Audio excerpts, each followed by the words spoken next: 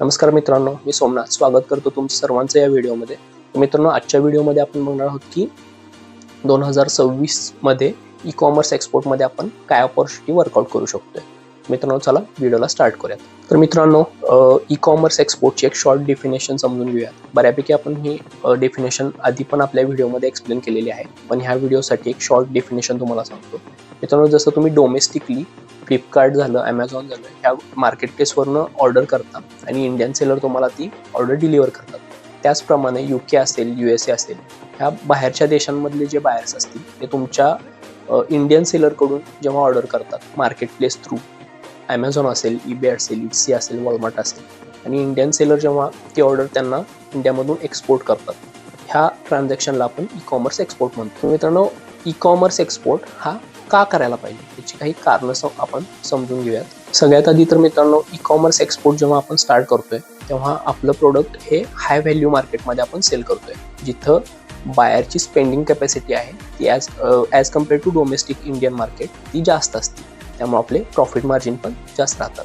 दुसरी गोष्ट मित्रांनो म्हणजे आपलं प्रोडक्ट आपण e commerce export to sale केल्यामुळं domestic suppose Indian market place आहे त्याच्या तुलनेत जगभरातले जेवढे काही एंड युजर एंड बायर्स असतील त्यांच्या पुढे आपण आपलं प्रोडक्ट डिस्प्ले करू शकतो. फॉर एक्झाम्पल, माझं प्रोडक्ट मी Amazon.com वर लिस्ट केलं असेल तर त्या केसमध्ये UK मधला बायर असू दे, किंवा युरोपियन अजून एखादी कंट्री इस्टोनिया असू दे, किंवा ऑस्ट्रेलिया असू दे, किंवा आफ्रिकन कंट्रीज जरी असतील, जर मी माझं शिपिंग तिथं ओपन ठेवलं असेल तर त्या सर्व कंट्रीजमधले बायर्स हे माझं प्रोडक्ट परचेस करू शकतात.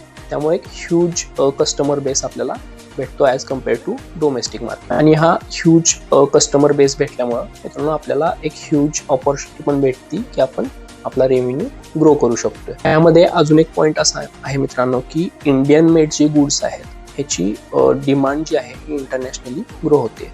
ह्याचे दोन कारणं असतात मित्रांनो. एकतर म्हणजे मी जसा ई कॉमर्स एक्सपोर्ट करतोय मला समजलेली दोन कारणं मी सांगतो. एकतर इंडियन डायस्पोरा. फॉर एक्झाम्पल, मुंबईमधून एखादा माणूस USA मध्ये जाऊन कामानिमित्त स्थलांतरित झालाय आणि त्याला इंडियन गुड्स एखादा हवाय की जे त्याला ते USA मध्ये नाही भेटू शकत. ओके, ह्या केसमध्ये तो आपल्या E commerce export like cross border e commerce through आपल्याकडून ऑर्डर करणार आहे. आणि दुसरी गोष्ट अशी असते मित्रांनो की इंडियन कल्चर हे बऱ्यापैकी ग्लोबल झालेलं आहे. आता UK मधल्या माणसाला सपोज आयुर्वेद असेल, योगा असेल, ह्या गोष्टी हळूहळू ते एक्सपोज होतात.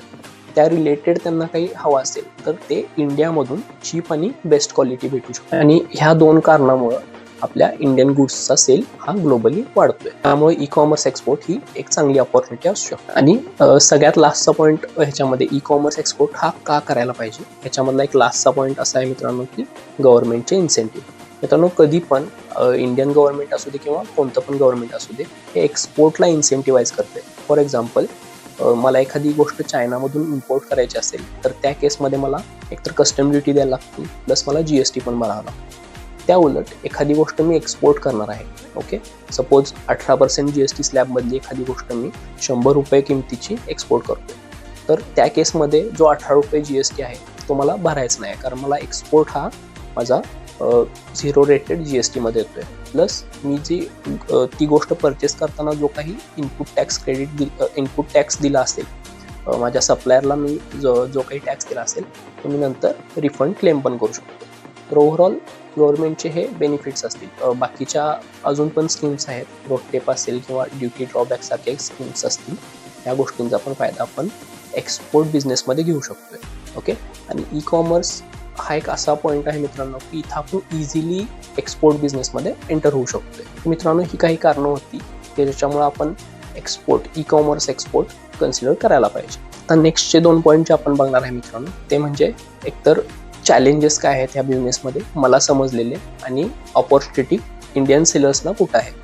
मित्रांनो, सगळ्यात पहिलं चॅलेंज ते येतं मित्रांनो ते म्हणजे सपोज एखादं प्रोडक्ट डोमेस्टिक ई कॉमर्समध्ये खूप चांगलं करत असेल, तेच जर तुम्हाला इंटरनॅशनल किंवा क्रॉस बॉर्डर ई कॉमर्समध्ये घेऊन जायचं असेल तर तिथं सगळ्यात पहिल्यांदा पॉईंट येतो तो म्हणजे कॉम्प्लायन्सचा.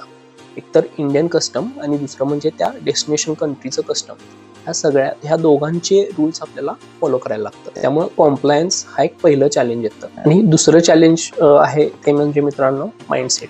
बऱ्यापैकी ते इमॅजिन नाही करू शकत की बाबा बल्क एक्सपोर्ट जरी केला तरी पर युनिट कॉस्ट जी येते ती 100 रुपये येते. तीच गोष्ट ई कॉमर्स एक्सपोर्टमध्ये 1000 रुपयाला कशी विकली जाऊ शकते. मित्रांनो, हे थोडंसं टेक्निकल पार्ट किंवा टेक्निकल थिंकिंग याच्यामध्ये येतं. ऑब्विसली बल्क एक्सपोर्टमध्ये जेव्हा कंटेनर भरून आपण गुड्स पाठवतोय तेव्हा पर युनिट कॉस्ट ही कधी पण कमीच येते.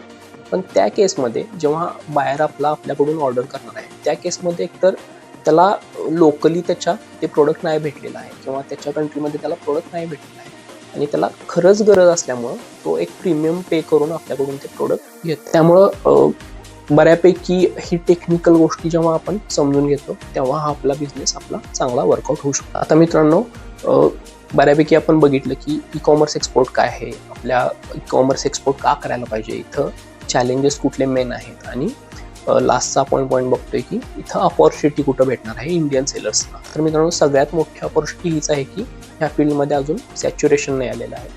As compare to domestic e commerce, cross border e commerce work out करणारे सेलर्स खूप कमी आहेत. ओके, त्यामुळे इथं तेवढी कॉम्पिटिशन नाही. प्रॉफिट मार्जिन्स आपण बऱ्यापैकी डिसेंट ठेवू शकतोय अजून पण. आणि दुसरा पॉईंट असा याच्यामध्ये आहे की बरेचसे अजून इंडियन प्रोडक्ट्स असतील किंवा इंडियन गुड्स असतील की ते एक्सप्लोर होणं अजून बाकी आहे. त्यामुळं अपॉर्च्युनिटी तर ह्यूज आहे, प्लस सॅच्युरेशन नाही आलेलं आहे आणि रिसेंट बिझनेस असल्यामुळं हा ग्रोईंग बिझनेस आहे. त्यामुळे आपण ई कॉमर्स एक्सपोर्ट स्टार्ट केला तर बऱ्यापैकी आपली ह्याच्यामध्ये ग्रोथ होऊ शकते. तर मित्रांनो, आता नेक्स्ट स्टेप्स काय असतील आपल्यासाठी की आपल्याला सपोज बऱ्यापैकी मी तुम्हाला ई कॉमर्स एक्सपोर्टचा एक ओव्हरव्ह्यू दिला आहे 2026साठी. तर नेक्स्ट स्टेप जर तुम्हाला करायचं असेल ई कॉमर्स एक्सपोर्ट स्टार्ट, तुम्ही काय कराल तर 3 ते 4 बेसिक स्टेप्स आहेत रोडमॅपच्या. सगळ्यात आधी तर तुमची कंपनी फॉर्मेशन व्हायला पाहिजे. कंपनी फॉर्मेशनमध्ये मित्रांनो तुमचा GST आला, IEC आला, त्यानंतर AD कोड रजिस्ट्रेशन आलं, ह्या सगळ्या टेक्निकल गोष्टी तुम्ही कॉम्प्लाय करायला पाहिजेत. दुसरा पार्ट येतो तो म्हणजे मित्रांनो प्रोडक्ट रिसर्चचा. आणि प्रोडक्ट एकदा रिसर्च झाल्यानंतर तुमचा निश एकदा ठरला तर त्यानंतर तुमच्या प्रोडक्ट लॉन्चचा पार्ट येतो. आणि एकदा प्रोडक्ट लॉन्च झालं, तुमचा बिझनेस एकदा थोडं सक्सेसफुली लॉन्च झाला, नंतर पार्ट येतो स्केलअपचा. आता ही गोष्ट जी आहे ती ऑब्विसली मी तुम्हाला 10 ते 15 सेकंदात समजून सांगितली. बऱ्याचशा टेक्निकल गोष्टी आहेत त्याच्यामध्ये की ज्या समजून घेणं आवश्यक आहे. आणि ह्याच गोष्टीसाठी मित्रांनो एक्सपोर्टसारखी तुम्हाला कन्सल्टेशन हवं असेल किंवा तुम्हाला हँडहेल्ड ट्रेनिंग हवं असेल तर आपण ह्या सर्व्हिसेस प्रोव्हाइड करतो. मेन पॉईंट आपला मित्रांनो ह्या व्हिडिओचा होता की एक बिझनेस असा आहे की जो अजून एक्सप्लोर करणं खूप लोकांनी एक्सप्लोर नाही केलेला आहे आणि ह्याच्यामध्ये एक चांगली अपॉर्च्युनिटी आहे, ते तुम्ही एक्सप्लोर करू शकता.